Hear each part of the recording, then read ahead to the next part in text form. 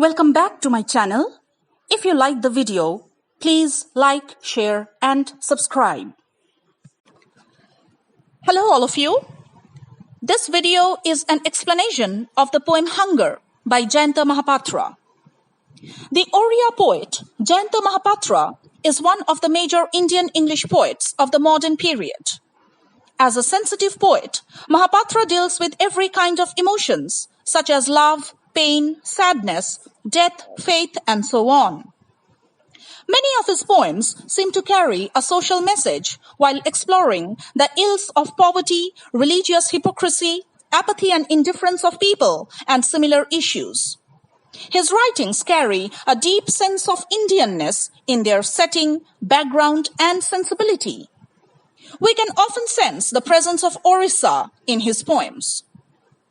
Mahapatra is the first Indian English poet to receive the Sahitya Academy Award in the year 1981. Poverty, hunger, and starvation are the most significant facet of the life of the Indian masses. This is a major theme of Mahapatra's poem, Hunger. The poem is also a study of male sexuality and exploitation of women. The tragic consciousness of women as victims of male lust in a society where poverty and hunger predominate gives the poem a somber and pessimistic vision. At the outset of the poem Hunger, the speaker remarks, "It was hard to believe the flesh was heavy on my back." It seems like the speaker is carrying the heavy burden of flesh on his back, which means he is driven by sexual hunger, which, once fulfilled, will make him feel light. The fisherman who converses with the speaker talks about some girl with whom the speaker can have sex. Obviously, the fisherman offers the girl to the speaker for money. The girl in question appears like a toy or commodity who has no voice in the transaction. The fact that the fisherman speaks carelessly, as though his words sanctified the purpose with which he faced himself, may signify his hidden conscience and guilt, which he is fighting with. He glares his white teeth to hide his uneasiness, but his eyes reflect his misery. The speaker remarks, "My mind thumping in the flesh's sling," as he follows silently the fisherman to his hut. His heart beats fast at the exciting thought of sexual gratification, and he feels as if his heart is being supported by his skin, just as a broken arm is supported by the sling.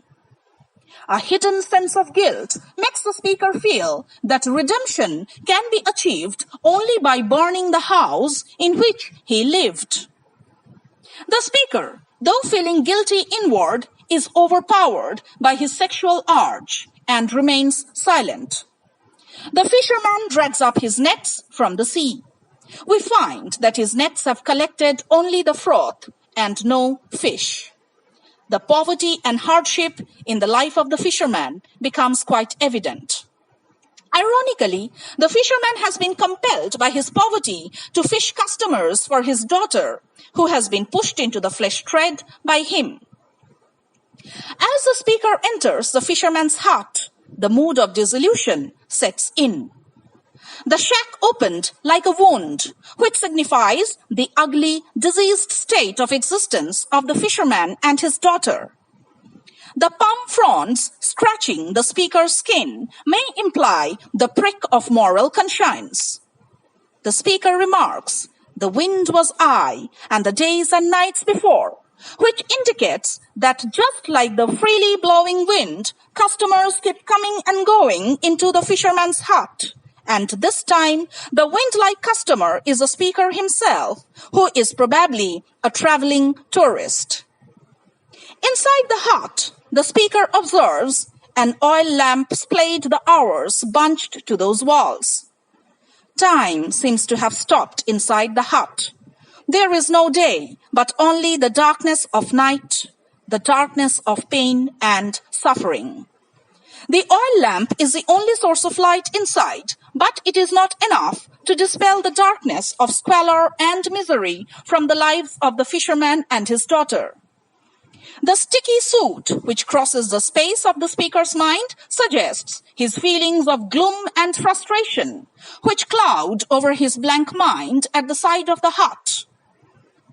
In order to lure his client, the fisherman mentions that his daughter has just turned 15. Mahapatra presents here a disturbing picture of an underage girl's sexual exploitation in which her own father hands her over to clients as a sex commodity. The speaker is shocked to find the father playing the role of a pimp to his daughter, and at the same time to discover the crude reality of man's extreme desperation in the face of acute hunger and starvation. The sky fell on me and a father's exhausted while.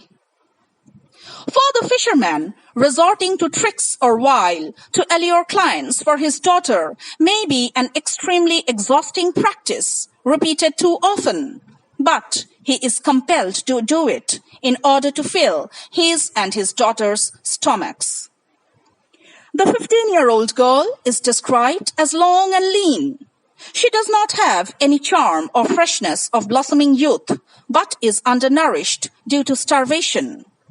Nor does she show the animated spirit or liveliness of a 15-year-old, but is cold and frigid. The wormy legs presents a repulsive picture of her infected legs due to unhygienic and sordid living conditions, and is also suggestive of the lowly and abject situation she is in. The sexual performance becomes a mechanical performance for her as she opens her legs wide, inviting the speaker to perform the act. She does it for the sake of food. Not being an active participant in the sexual act, she has developed indifference. The speaker now is dawned with the realization of the two kinds of hunger as the poem comes to an end. The speaker's hunger for sex and the fisherman and his daughter's hunger for food meet in a mutually satisfying union. The father sells his daughter to satiate a man's sexual hunger so that he and his daughter may quench their hunger for food. The metaphor of the slithering fish at the end of the poem symbolizes human beings' frantic attempt to survive amidst hostile conditions. The fish slithers when taken out of water in a desperate attempt to survive in the land. Similarly, the fisherman and his daughter, representing a large section of the poverty-ridden Indian population, make a desperate attempt to survive by selling sex in order to feed their hungry bellies. Like the struggle of the slithering fish for survival, their lives too are a continual struggle for survival. The poem Hunger projects not only the juxtaposition, but the actual interaction between two kinds of hunger for mutual sustenance. The whole poem is tinged with verbal irony. Mahapatra makes a deft use of words which have both literal and metaphorical expressions. He explores the tension and contrast between private sexual fantasies and the physical hunger of the actual world, which is the source of his poetic imagery. The poem has 4 stanzas of 5 lines each, with no fixed rhyme scheme. The style is strikingly realistic in the description of the setting and the behavior of the 3 characters. The metaphoric language makes the poem open to different interpretations by the readers. The poem is a consummate work of art where the words seem to gain life and speak to the readers in many voices.